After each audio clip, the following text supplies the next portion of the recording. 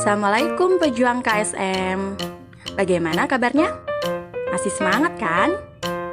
Oke, kembali lagi dengan saya yang akan menemani kalian belajar biologi. Pada video kali ini, saya akan membahas soal KSM Biologi tingkat nasional tahun 2018. Yuk, kita mulai ya.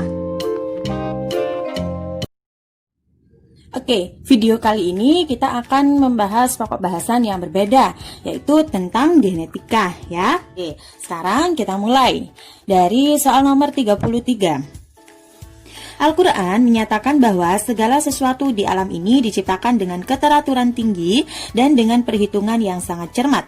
Salah satu keajaiban besar kehidupan adalah struktur genetik yang dimiliki oleh seluruh makhluk hidup.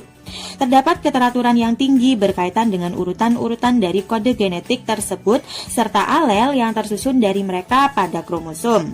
Urutan ini, alel pada kromosom sendiri merupakan salah satu penelitian yang sering dilakukan dan memiliki efek aplikasi yang tinggi. Pada suatu penelitian, dilakukan upaya untuk mendapatkan urutan dari 3 alel, yaitu alel A, B, dan C, yang terpaut pada suatu kromosom normal atau autosom tumbuhan. Untuk mendapatkan urutan tersebut, suatu hibrida ABC dengan ABC disilangkan dengan suatu resesif ABC per ABC. Lalu tipe dan jumlah gametnya tercatat sebagai berikut. Ini ada beberapa gamet dan juga ada jumlah dari hasil penelitiannya ya. Bagaimana urutan gen-gen tersebut pada kromosom? Oke, berarti sekarang kita membahas tentang pemetaan kromosom ya. Saya tulis di sini pemetaan kromosom. Nah, untuk memetakan kromosom itu bisa kita lakukan atau bisa kita lihat dari data hasil uji 3 titik. Nah, ini adalah hasil uji 3 titik ya yang sudah dilakukan oleh peneliti. Nah, untuk peta kromosom pada tiap kromosom itu terdiri atas gen-gen dengan urutan dan jarak tertentu. Nah, sekarang kita harus mencari urutan dari gen-gen pada kromosom tersebut ya. Jadi dari pemetaan kromosom nanti kita akan mengetahui urutan apa ya? Urutan gen ya, urutan gen pada kromosom. Bagaimana caranya? Yang pertama ya, caranya ya. Yang pertama, lihatlah 2 gamet dengan jumlah yang terbesar di sini ya. Ini kan gametnya. Dan ini jumlahnya, jadi kita lihat 2 gamet dengan jumlah 2 jumlah terbesar. Nah, kalau di sini kan yang ini ya 414 sama 386. Nah, ini nanti kamu gabungkan. Jadi yang pertama ya A, B, C per A, B, C. Nah, ini adalah 2 gamet dengan jumlah terbesar. Nah, ini kita simulasikan sebagai individu paretal ya, individu paretal atau berarti ini induknya gitu. Kemudian cara yang kedua, lihatlah 2 gamet dengan jumlah yang terkecil. Nah, dilihat di sini dengan jumlah yang terkecil, cari 2, berarti yang satu sama satu ini ya, A besar, B kecil, C kecil per A kecil, B besar, C besar. Nah, ini simulasikan sebagai individu yang pindah silang. Individu pindah silang. Nah, ya. Nah, kemudian yang ketiga, buat pindah silang dari individu paretal. Ini kan individu paretal. Jadi kita tulis lagi dulu A, B, C per A, B, C. Kemudian kita pindah silang ya. Kita pindah silang menjadi apa? Kalau kita pindah silang berarti kalau kita pindah silang itu berarti yang tengahnya ini ya yang dipindah. Jadi kalau misalnya ini B besar, kita pindah ke bawah, kemudian yang B kecil yang bawah kita pindah ke atas gitu ya.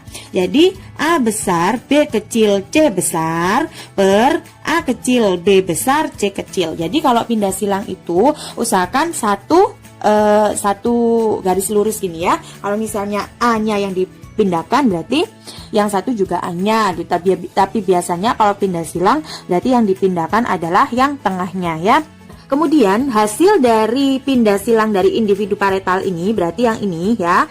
Ini kita lihat dengan individu pindah silang yang di sini ya. Individu pindah silang yang sudah ada di hasil penelitiannya. Di sini kan A besar, B kecil, C kecil. Nah, di sini kita samakan. Apakah A besar itu dengan B kecil dan C kecil? A besar itu dengan B kecil dan juga C besar. Ternyata salah. Kalau salah berarti urutan gametnya bukan seperti ini ya. Urutan gennya berarti bukan seperti ini. Maka kita harus cari lagi bagaimana caranya individu paretalnya ini kita pindah urutan gennya. Jadi kalau di sini kan A besar, B besar, C besar. Jadi nanti akan kita pindah. Misalnya nih, C dulu ya. C A B misalnya gini ya. C A B per C A B, ini besar, ini kecil. Kemudian nanti kalau sudah kita pindahkan individu paretalnya, urutan gennya, kemudian lagi kita buat pindah silangnya dari individu paretal yang sudah kita buat tadi urutannya ya. Jadi C besar A kecil B besar per C kecil A besar B kecil. Nah, ini kita samakan lagi dengan yang individu pindah silang yang hasil penelitian. Kita lihat C besar B besar itu bersama dengan A kecil. Kita lihat di sini, A kecil bersama dengan C besar dan juga B besar. Nah, berarti ini sudah sama ya. Kalau A besar dengan B, C kecil. Nah, ini kan berarti sudah sama. Berarti urutan gennya adalah yang seperti ini. Maksudnya gimana, Bu? Urutan gennya seperti ini. Dilihat yang tengah. Pokoknya intinya itu adalah yang tengah. Di sini intinya di sini yang tengah adalah alel A. Maaf ya. Alel A. Berarti urutannya adalah C A B ya. C A B atau B A C. Pokoknya yang A itu ada di tengah ya. Nah, ini tadi kalau saya buat sudah langsung ketemu. Kalau misalnya nih kalian buat lagi ya dari individu paretal terus dipindah silang ternyata belum ketemu, kemudian kalian urutkan gennya lagi. Tidak seperti ini. Misalnya nih ya, ini tapi nanti jawabannya yang ini ya. Ini Misalnya saya mau A dulu, kemudian C, kemudian B. C-nya sekarang yang ada di tengah per A kecil, C kecil, B kecil. Kita pindah silangkan lagi jadi A besar, C kecil, B besar per A kecil, C besar, B kecil. Nah, hasil dari ini kalian gabungkan, kalian lihat lagi di individu pindah silang yang ada di hasil penelitian. Apakah benar? Di sini A besar dengan B kecil dan C kecil. Nah, dilihat A besar ternyata dengan C kecil sama B besar. Berarti urutannya salah. Jadi, yang benar adalah yang alel A-nya ada di tengah. Berarti, kalau di sini, bagaimana urutan gen-gen tersebut pada kromosom? Artinya, yang benar adalah yang yang B ya. Yang alel A-nya ada di tengah. Paham ya? Nah, sekarang kita lanjut ke soal nomor 34. Allah telah menciptakan makhluk hidup dengan setiap individu memiliki karakteristik khas masing-masing yang menjadikan mereka unik satu dan lainnya. Sesuatu yang menunjukkan keagungannya. Pengetahuan biologi menunjukkan bahwa hal ini disebabkan oleh gen-gen yang akan mengkode suatu protein tertentu untuk menghasilkan karakter tertentu yang tampak dari luar atau dikenal dengan istilah fenotip, di mana gen-gen tersebut terletak di dalam kromosom pada urutan yang telah ditentukan. Salah satu metode untuk mendapatkan informasi mengenai jarak dan urutan antar gen ini adalah dengan melakukan penyilangan pada lalat buah. Pada suatu penelitian dilakukan penyilangan antara lalat buah betina dengan gen heterozigot untuk mata putih atau W kecil dan sayap tanpa vena atau C kecil V kecil. Disilangkan dengan jantan dengan karakteristik wild type atau normal.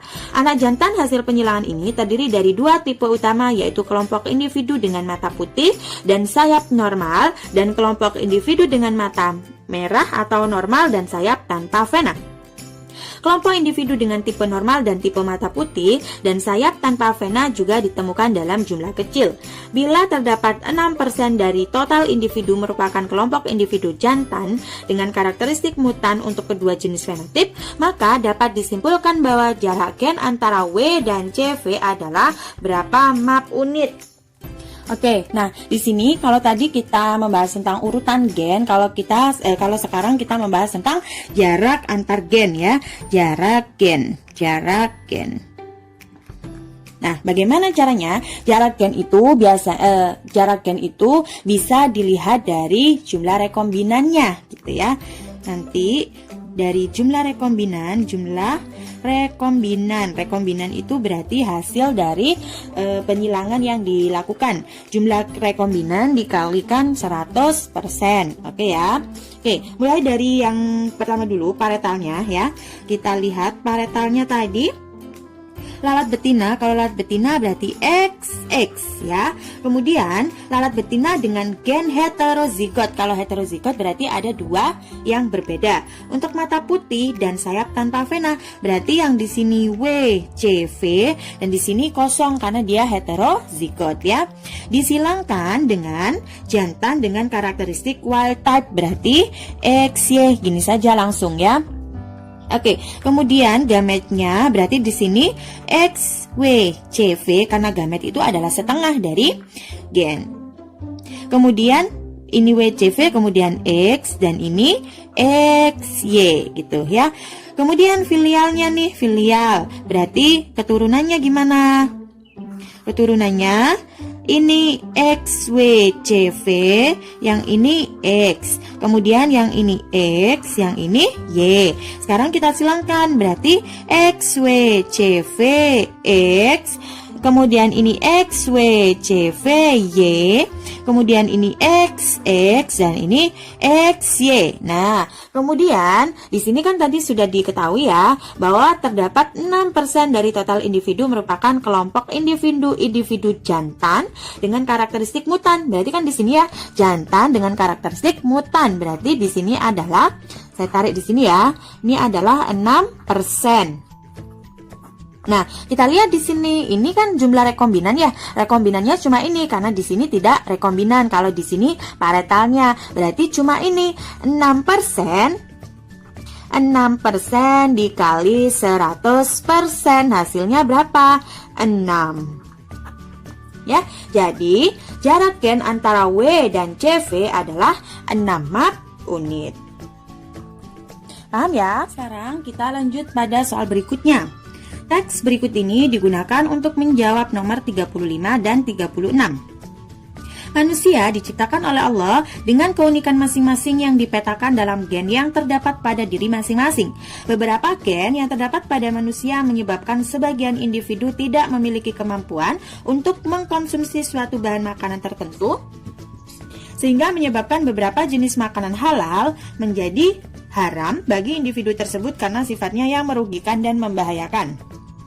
Di suatu negara, kurang lebih 1 dari 10.000 bayi menderita penyakit fenilketonuria atau PKU yang menyebabkan mereka tidak dapat menguraikan asam amino fenilalanin yang dapat menyebabkan kerusakan otak bila tidak dirawat dengan baik.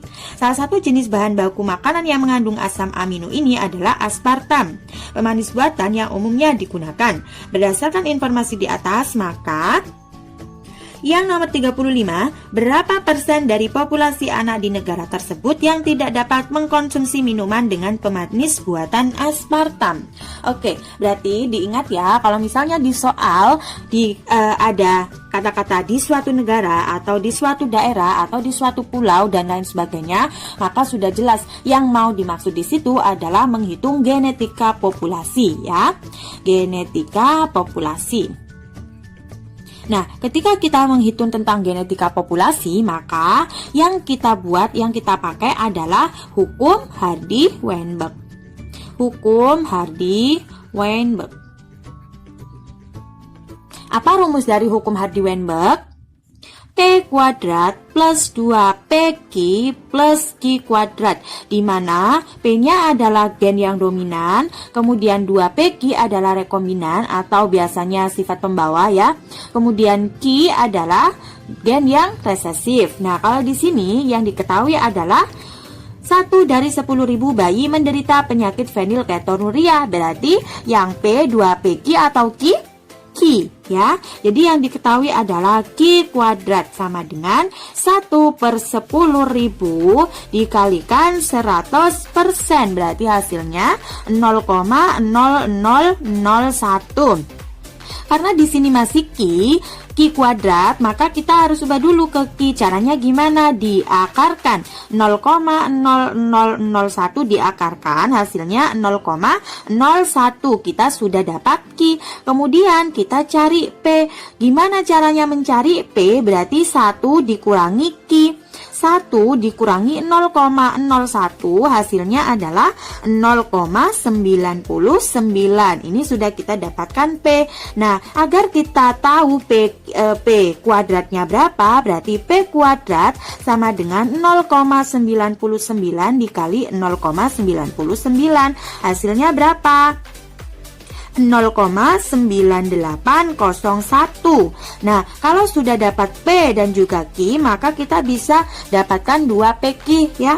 2PQ sama dengan 2 dikali 0,01 dikalikan, maaf ya, 0,99. Ini kebalik ya, harusnya ini P-nya dulu kemudian Q. Ini saya kebalik, Q-nya dulu baru Q. Gak apa-apa. 2 kali 0,01 dikali 0,99 hasilnya berapa? 0,0198. Kalau dijumlahkan antara 2PQ plus ini plus P kuadrat plus Q kuadrat, maka hasilnya adalah 1. Karena di sini P kuadrat plus 2PQ plus Q kuadrat sama dengan 1. Oke? Nah, sekarang yang nomor 35, berapa persen dari populasi anak di negara tersebut yang tidak dapat mengkonsumsi minuman dengan pemanis buatan aspartam? Berarti yang dicari apa? P, 2PQ atau Q kuadrat? Q kuadrat ya, Q kuadrat, Q-nya ya, Q berarti 0,01%. Jadi jawabannya adalah A. Kemudian yang 36, berapa persen dari populasi penduduk dengan sifat normal di negara tersebut yang dapat menurunkan kemampuan tidak dapat mengkonsumsi minuman dengan pemanis buatan aspartam kepada keturunannya. Jadi seolah-olah dia normal, tapi dia pembawa. Kalau dia pembawa, maka sifatnya adalah 2PQ. 2PQ kita lihat berapa? 0,0198 dikalikan 100%, jadi dikalikan 100%, maka hasilnya adalah 1,98. Kalau dibulatkan menjadi 2% ya. Jadi yang nomor 36 hasilnya D. Paham ya? Ini nggak kelihatan ya? Nah, D hasilnya 2%. Nah, sekarang kita lanjut pada soal nomor 37. Keteraturan dari makhluk hidup ciptaan Allah ditunjukkan dengan proses reaksi kimia bersifat multi-step reaction atau beberapa tahapan reaksi untuk menghasilkan satu produk. Di sini A dari substrat nanti akan menjadi B, B akan menjadi C, dan C akan menjadi produk ya. Dalam suatu lab terdapat 4 tanaman dari spesies yang sama, masing-masing dengan bunga putih, kuning, hijau, dan juga ungu. Untuk mengetahui jalur biosintesis warna bunga, dilakukan penyilangan sebagai berikut. Oke, langsung saja ya. Persilangan galur murni, di sini persilangan yang pertama, ungu dengan kuning, nanti F1-nya atau keturunan pertamanya adalah ungu, kemudian F2-nya adalah 3 ungu banding 1 kuning. Langsung saja ya kita bahas dari pembahasannya di sini. Ini artinya produknya itu adalah ungu di sini ya. Produknya ungu. Karena di sini S1-nya keturunan pertamanya ungu, berarti produknya ungu. Kemudian di sini dilihat keturunan keduanya 3 ungu, berarti produknya ungu.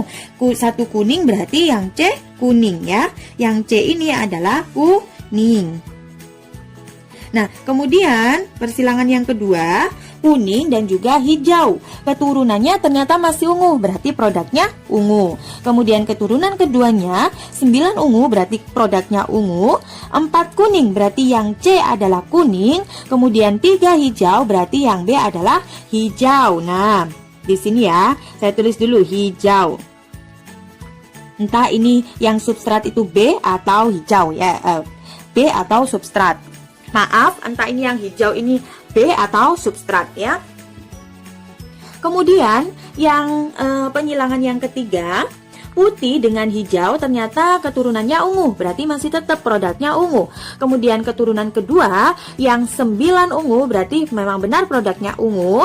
4 putih, berarti di sini kedudukan kuning dengan putih itu sama, berarti putih di sini ya.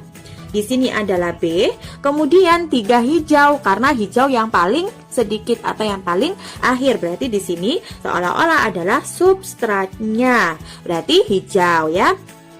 Dari hasil persilangan tersebut, maka urutan sintesis warna bunga berikut ini yang tepat adalah berarti dimulai dari yang substratnya dulu, hijau, kemudian putih, kemudian kuning, kemudian ungu. Jadi jawabannya adalah hijau dulu, kemudian kuning, putih. Kuning sama putih ini kedudukannya sama ya. Kuning, putih atau putih kuning terserah, kemudian ungu. Jadi jawabannya adalah C. Paham ya? Selanjutnya kita lanjut ke soal nomor 38. Islam mengajarkan konsep keadilan dalam memutuskan suatu sengketa dan bukti yang kuat merupakan hal yang tidak dapat diabaikan dalam pengambilan keputusan oleh hakim. Pada suatu pasar gelap, Lembaga Perlindungan Satwa Liar menyita 3 anak orang utan. Diketahui bahwa sebelumnya terjadi kehilangan 5 orang utan dari sebuah kebun raya dan 3 diantaranya merupakan anak dari sepasang orang utan di kebun raya tersebut. Untuk mendapatkan bukti sahih, maka Lembaga Perlindungan Satwa melakukan analisis Southern blot menggunakan DNA hasil PCR. DNA yang dipergunakan untuk proses PCR diisolasi dari akar rambut orang utan. Hasil Southern blot sebagai berikut. Nah, jadi di sini ada pita-pita DNA ya, pita. Dan di sini ada keterangannya. Jalur 1 berarti yang di sini itu adalah induk jantan orang utan. Berarti di sini yang jantan. Kemudian jalur 2, induk betina orang utan. Berarti yang kedua ini adalah betina. Jalur 3 dan 5 adalah keturunan A, B, C. Berarti di sini A, B, kemudian C ya. Nah, dari hasil tersebut maka dapat ditarik kesimpulan. Oke, sebelumnya saya mau mengasih tahu dulu ya, kalau untuk mengetahui DNA anak, apakah itu adalah anaknya, anak dari orang tuanya atau bukan, bisa dilihat dari pita DNA anak ya. Jadi pita yang kita perhatikan adalah pita dari anak, pita DNA anak. Pita DNA anak itu kan dari orang tua laki-laki dan juga orang tua perempuan ya kan. Berarti jadi dia harus mewarisi dari yang jantan atau yang betina atau orang tua yang laki-laki atau orang tua perempuan. Nah, pita DNA dari semua pita DNA anak ini harus ada pada pita DNA-nya orang tua ya. Pita DNA yang sama itu diketahui dari mana? Berarti DNA yang sejajar bisa diketahui dari pita yang sejajar, yang benar-benar sejajar. Tidak boleh ada yang satu garis saja berbeda. Itu berarti sudah berbeda ya. Oke, langsung saja kita lihat jawabannya. Dari hasil tersebut maka dapat ditarik kesimpulan yang A, tidak terdapat cukup data untuk mengambil kesimpulan. Nah, ini kan sudah ada datanya ya, berarti sudah ada datanya, ada data orang induk jantan, ada betina, ada keturunannya, berarti sudah cukup data. Dan yang A berarti kurang tepat. Kemudian yang B, ketiga anak orang utan tersebut bukanlah anak dari pasangan orang utan yang terdapat di kebun raya. Oke, jadi di sini kita lihat ketiga anak orang utan, berarti kita lihat yang A, B, sama C ya, yang ada di jalur 3, 4, dan juga 5. Kita lihat pita DNA-nya. Pita DNA-nya yang nomor 3 itu yang di sini. Nah, dilihat ini kan jantan ya.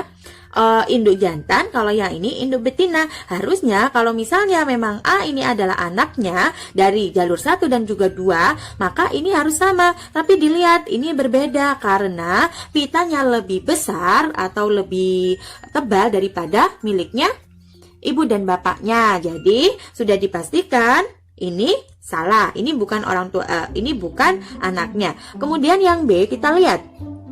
Yang 4, individu 4 atau anaknya yang B, itu dia punya 2 pita DNA nih. Di sini ada yang pada 130, ini sama ya. Tapi di sini ada yang 140, padahal di induk jantan dan juga induk betina tidak mempunyai itu. Berarti ini bukan anaknya induk jantan dan juga induk betina. Berarti yang ini juga bukan anaknya. Kemudian yang C, yang nomor 5, yang jalur 5, dilihat di sini ada 140 ada pita DNA di 140.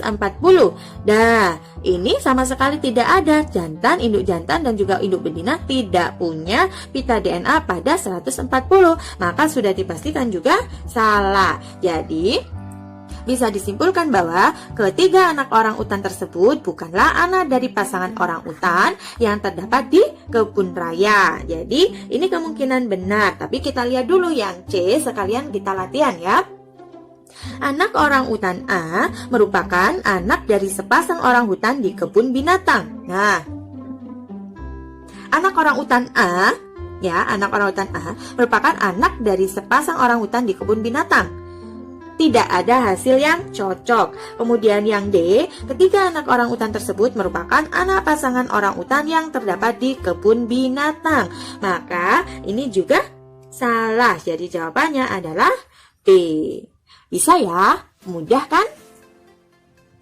Nah, sekarang kita lanjutkan pada soal nomor 39. Terdapat pola keteraturan yang tinggi pada makhluk hidup, seperti contohnya adalah urutan gen pada kromosom. Pada kromosom Escherichia coli diketahui bahwa gen-gen A, B, C, D, E saling berpautan di dalam kromosom. Delesi sebagian kecil kromosom pada wilayah ini mengakibatkan hilangnya beberapa gen. Misalnya, kalau delesi yang pertama itu gen BDE menghasilkan gen BDE, maksudnya seperti itu. Kemudian kalau delesi kedua itu menghasilkan gen AC dan delesi ketiga menghasilkan gen ABD. Bagaimana urutan gen pada peta genetik atau genom kromosom Escherichia coli tersebut? Oke, di sini dilihat ya. Di sini kan ada 3 kali percobaan delesi. Ya, nah delesi pertama nanti menghasilkan gen BDE. Artinya apa? Gen BDE ini dia dekat. Ya, kalau dia dekat nanti kita tuliskan di sini BDE ya, dekat karena dia dekat. Hasil dari delesi 1. Kemudian yang hasil dari delesi 2 adalah gen AC. Nah, karena di sini masih belum ada C dan A, maka di sini kita lihat dulu ke delesi yang ketiga. Hasil dari delesi ketiga adalah gen ABD. Nah, di sini ya, di sini kan BD, berarti tinggal yang A-nya. Nah, A-nya ditaruh di sini, berarti gen ABD ini juga dekat ya. Nah, kemudian delesi yang kedua baru gen AC. Karena gen AC ini dekat, maka di sini harus diletakkan A dan C yang dekat. Ini A, berarti ini C. Artinya apa? Urutan gen pada peta genetik kromosom Escherichia coli adalah C, A, B, D, E gitu. Jadi jawabannya adalah D. Paham ya? Kemudian kita lanjutkan pada soal nomor 40. Berikut ini adalah data persilangan dari warna bunga pada suatu tanaman. Persilangan 1, fenotip induknya kuning dengan kuning. Ternyata perbandingan fenotip anaknya adalah 27 kuning dengan 9 hitam. Kemudian persilangan yang kedua, fenotip induknya adalah hitam dan hitam. Ternyata perbandingan fenotip anaknya adalah semua hitam. Dan persilangan ketiga, fenotip induknya jingga dengan jingga dan perbandingan fenotip anaknya adalah 30 jingga dan 10 hitam. Nah, jumlah gen yang terlibat dalam pengaturan warna bunga adalah, nah kalau kayak gini berarti kita harus menuju ke hukum Mendel ya. Hukum Mendel, di mana hukum Mendel di situ ada persilangan, di mana ada persilangan monohibrid, berarti sifat satu beda, persilangan monohibrid, kemudian persilangan dihibrid, kemudian juga ada persilangan trihibrid dan lain sebagainya ya. Nah, bagaimana ngitungnya? Nah, kalau ngitungnya persilangan itu monohibrid atau dihibrid atau trihibrid dan lain sebagainya, ini dilihat dari perbandingan fenotip anak. Kalau misalnya di hukum Mendel itu disebutkan rasio fenotip. Nah, dilihat di sini, ini 27, ini 9. Berarti kalau diperbandingkan, kalau disederhanakan artinya dia 3 banding 1. Nah, kita lihat di sini ada perbandingan lagi 30 dengan 10. Artinya dia juga 3:1. Kita ingat 3:1 itu adalah rasio fenotip dari persilangan monohibrid. Artinya apa? Dia punya satu sifat beda. Kalau dia hanya punya satu sifat beda, maka di situ ada satu gen yang terlibat dalam pengaturan warna. Jadi jawabannya adalah yang A. Biar saya ingatkan sedikit ya, kalau persilangan dihibrid, nanti perbandingan fenotipnya adalah 9, 3, 3, 1 ya. Kalau trihibrid itu 27 banding 9, 9, 9, 3, 3, 3, terus 1 ya. Oke, paham ya? Sekarang kita lanjut pada soal nomor 41. Allah menciptakan makhluk hidup berpasang-pasangan. Tidaklah Allah menetapkan takdir seseorang, melainkan sudah tertulis takdirnya dalam Lauhul Mahfuz, sehingga kita dapat mengambil pelajaran di dalamnya. Seorang lelaki dengan resus positif menikah dengan wanita resus negatif. Karakter keduanya homozigot. Anak pertama normal, namun anak kedua menderita hemolytic disease. Hal ini disebabkan karena, jadi ini tentang resus. Resus itu membahas tentang golongan darah, di mana golongan darah itu salah satu yang diwariskan dari orang tua kepada anakannya ya. Jadi di sini saya tuliskan golongan darah sistem resus ya. Sistem resus atau yang biasanya disingkat dengan RH. Nah, golongan darah sistem resus ini ada dua. Dilihat dari apa? Dilihat dari ada atau tidaknya antigen D ya. Dilihat dari ada tidaknya antigen D, sistem darah golongan darah sistem resus itu dibagi menjadi dua, yaitu resus positif dan juga resus negatif. Dimana kalau resus positif berarti di dalamnya atau di darahnya itu punya antigen D ya. Kalau resus negatif berarti tidak punya antigen D. Antigen D. Antigen D ini nantinya akan bisa dianggap zat asing ya, zat asing pada darah dengan RH negatif. Sehingga apa? Kalau misalnya dia dianggap zat asing, maka dia akan dihancurkan. Dihancurkan oleh apa? Antibody ya. Dihancurkan oleh antibody. Hancurkan oleh antibody. Nah, kapan RH negatif itu punya antibody? Ketika RH negatif, kan RH negatif tidak punya antigen D ya, otomatis dia tidak punya antibody D. Tapi nanti dia bisa punya ketika apa? RH-nya ini nanti dikasih darah dengan RH positif, sehingga nanti dia bisa membuat antibody D, yang dimana antibody D-nya ini akan melawan antigen D dari RH positif. Itulah mengapa biasanya kalau perkawinan yang berbeda resus itu membahayakan ya. Jadi lebih baik resus positif dengan resus positif atau resus negatif dengan resus negatif. Nantinya kasihan anaknya kalau misalnya berbeda resus. Misalnya di sini seperti kasus di sini ya. Ya, seorang lelaki ya dengan resus plus menikah dengan perempuan dengan resus min ya. Resus min, resus plus dengan resus min. Negatif ya, plus dan negatif. Positif dan negatif, mohon maaf. Ini positif dan juga negatif. Nah, kemudian ternyata dia punya anak nih, punya anak pertama ya. Punya anak pertama yang normal, tapi anak keduanya menderita hemolytic disease. Kenapa demikian? Dilihat di sini ya. Yang namanya anak itu pasti dapat gen dari orang tuanya, karena di sini golongan darah adalah sesuatu yang bisa diturunkan, maka otomatis anak yang pertama ini bisa saja mempunyai resus positif atau mempunyai resus negatif. Kalau misalnya dia mempunyai resus yang negatif, maka tidak akan bermasalah.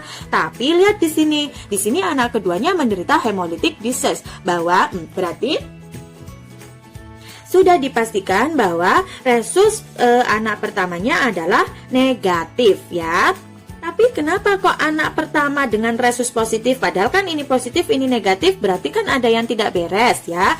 Tapi kok normal? Nah, ternyata begini, yang namanya anaknya kan resus resus positif. Kalau resus positif dia punya antigen D. Nah, pada saat itu ibu belum punya antibody D, sehingga darahnya ibu tidak bisa melawan darahnya anak. Tapi ketika anak ini sudah lahir, anak ini sudah ada gitu ya, maka secara otomatis yang namanya darahnya ibu dan juga darahnya anak kan bisa saja tercampur ya, karena melalui plasenta. Nah, di situ pembuluh darahnya ibu akan tercampur dengan darahnya anak. Jadi antigen D-nya anak ini akan masuk ke dalam darahnya si ibu. Otomatis nanti di dalam darahnya si ibu antigen D ini bisa menjadi zat asing. Akhirnya apa?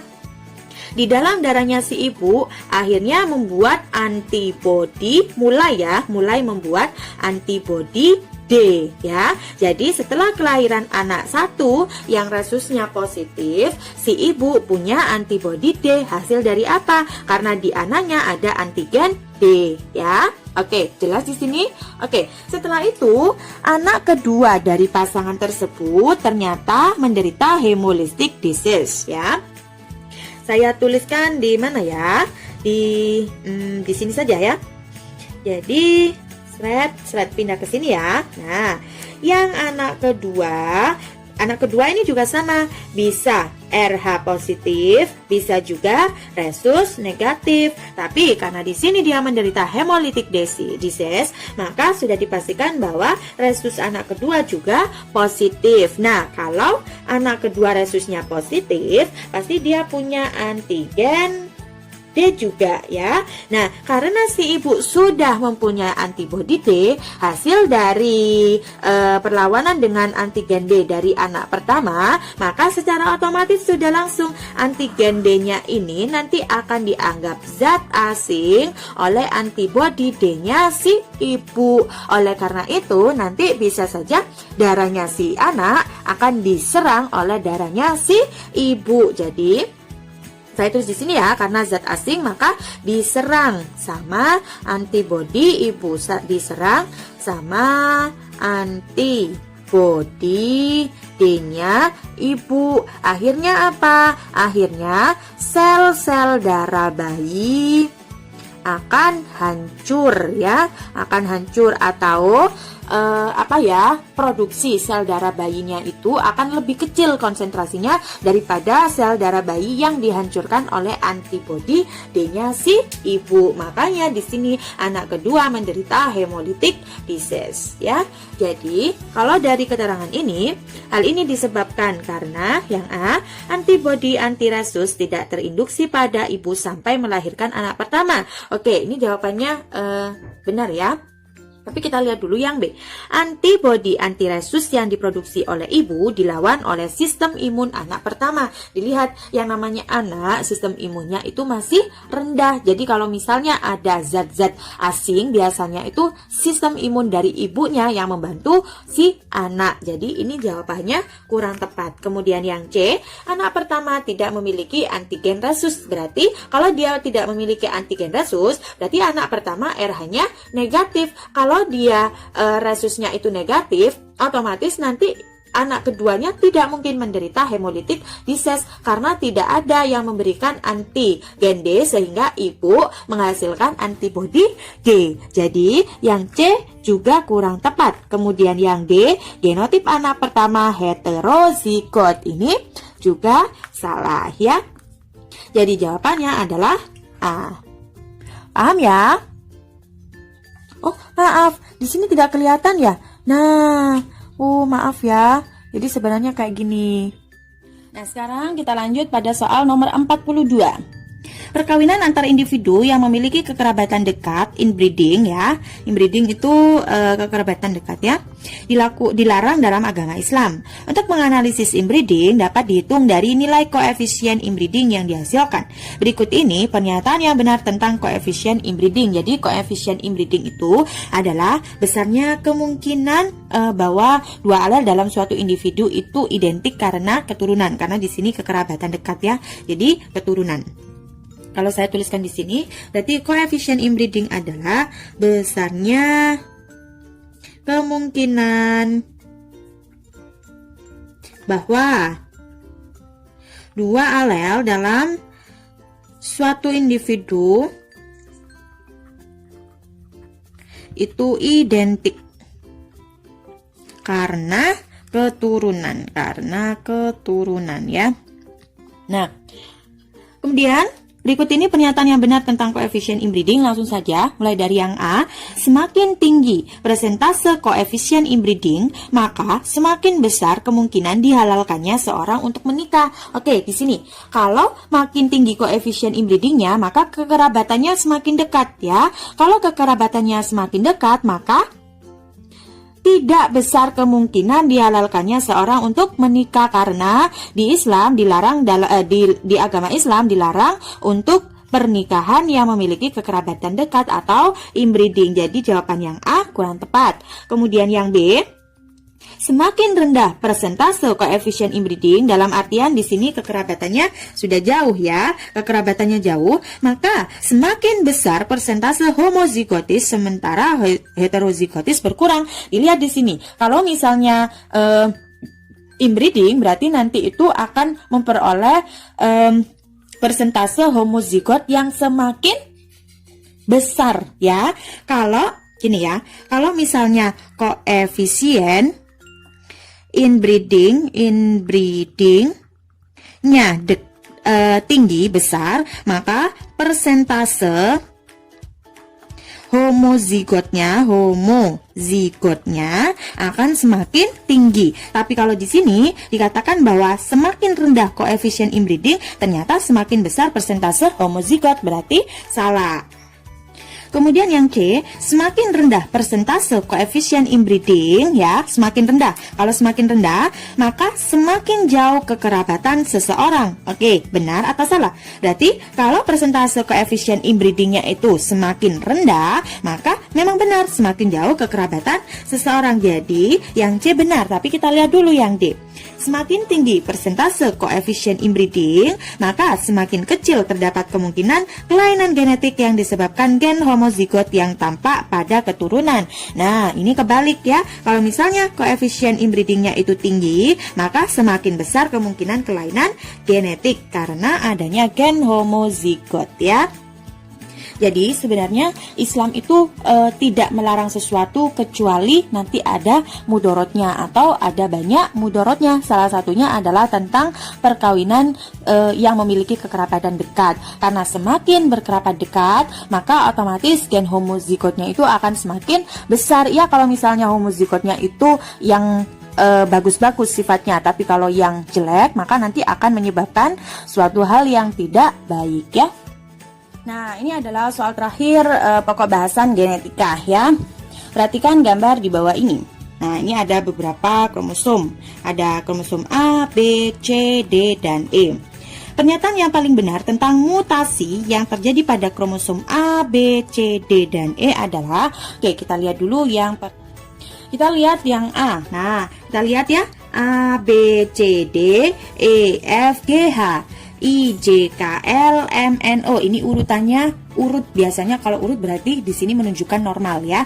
Jadi karena ini di sini belum diketahui bahwa ini normal, maka mungkin saja ini normal. Kemudian yang B, A, B, C, D, E. Nah, FGH-nya kemana? Ternyata FGH-nya ada di pasangan kromosomnya ya. Jadi FGH-nya pindah di sini. FGH-nya pindah ke sini. Nah, kalau ada perpindahan, lokus yang berpindah atau fragmen yang berpindah dari satu kromosom ke kromosom yang lain atau ke kromosom homolognya, maka di situ disebut dengan translokasi. Nah, kemudian yang C kita lihat A, B, C, D, H, G, F, E. H, G, F, E yang harusnya E, F, G, H. Berarti di sini ada suatu pembalikan ya. Jadi di sini ada pembalik, ada suatu yang pembalik. Jadi nanti kalau di sini ada suatu pembalikan, maka terjadi susunan ulang dari gen ya. Di sini ada susunan ulang. Nah, yang seperti ini disebut dengan inversi. Nah, kemudian yang D, dilihat A, B, C, D, E, N, O. E, N, O kalau di sini E-nya tetap di sini, NO-nya aslinya ada di kromosom yang kanan. Tapi di sini diisi dengan FGH yang miliknya EFGH. Jadi di sini ada perpindahan dua ya, fragmen yang kiri berpindah ke yang kanan dan fragmen yang kanan berpindah ke kiri. Karena termasuk perpindahan maka disebut juga dengan translokasi, dan karena ada dua yang berpindah maka disebut dengan translokasi resiprokal. Nah, kemudian yang terakhir yang E, A, B, C, D, E, F, G, H, E, F, G, H. Nah, di sini ada 2 kali E, F, G, H. Berarti di sini ada duplikasi ya. Terduplikat EFGH-nya ini, makanya jadi 2. Kalau duplikasi berarti ya sudah, ini adalah duplikasi. Berarti kesimpulannya adalah yang A normal, B translokasi, C inversi, D translokasi resiprokal, dan D duplikasi. Yang mana jawabannya? Apakah yang A? Kita lihat yang D. Nah, yang D, jika B translokasi, C inversi, D translokasi resiprokal, E duplikasi, maka A adalah kromosom normal. Sekarang gini, kita kan tidak tahu ya yang A ini apakah normal atau tidak. Kita tadi masih mengada-ngada. Kalau ini normal, berarti yang B translokasi. Kalau yang ini normal, berarti yang ini inversi. Kalau yang A normal, berarti yang D translokasi resiprokal. Kalau yang A normal, berarti yang E duplikasi. Berarti belum tentu kalau yang A ini normal. Jadi antara A dan B, jawabannya yang benar adalah D. Paham ya? Oke, mungkin itu saja yang bisa saya sampaikan pada video kali ini. Semoga apa yang kita pelajari hari ini bermanfaat. Mohon maaf apabila ada salah kata atau salah tulisan. Saya akhiri. Wassalamualaikum warahmatullahi wabarakatuh.